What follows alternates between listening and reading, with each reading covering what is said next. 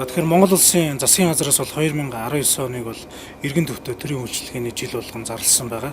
За тэгэхээр энэ дээрх зорилтын хүрээнд бол нийслэлийн засаг даргын зүгээс иргэдэд төрийн үйлчилгээг илүү ойртуулах, төрийн үйлчилгээг илүү шуурхай хүндрэлж хэрэглэлгүй хүргэх тийм ээ. Төрийн үйлчилгээний чанар хүртээ хэмжээг сайжруулах чиглэлээр бол шат дараатай олон арга хэмжээг бол авч хэрэгжүүлж байгаа юм аа.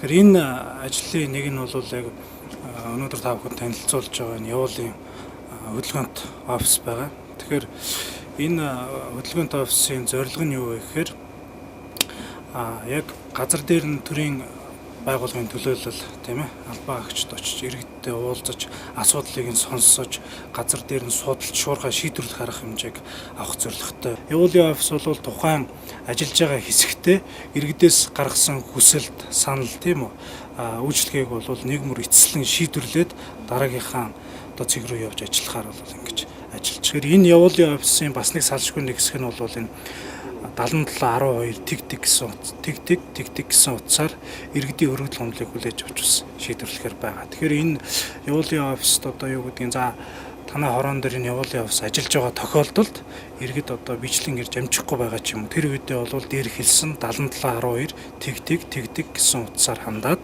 тухайн хорон дээр одоо ажиллаж байгаа албаны хүмүүст асуудлаа уламжлуулах, шийдвэрлэх бол боломжтой байна. Иргэдийн өмнө тулгамдаад байгаа тийм ээ. Тэр асуудлыг бид нэр урьдчилан судалж яагаад за тухайн газарт ажиллах бүрэлдэхүүнд аль байгууллагын ямар хүмүүсийг оруулахын очоод ямар асуудал одоо очиход хүлээж байгаа юм тийм үү. Тэрийг одоо яаж шийдвэрлэх юм бэ гэдгийг бол урьдчилсан одоо бэлтгэл хангаж зөх хүмүүсийг нь бол бүрэн хамруулж ингэж ажиллахаар төлөвлөж байгаа.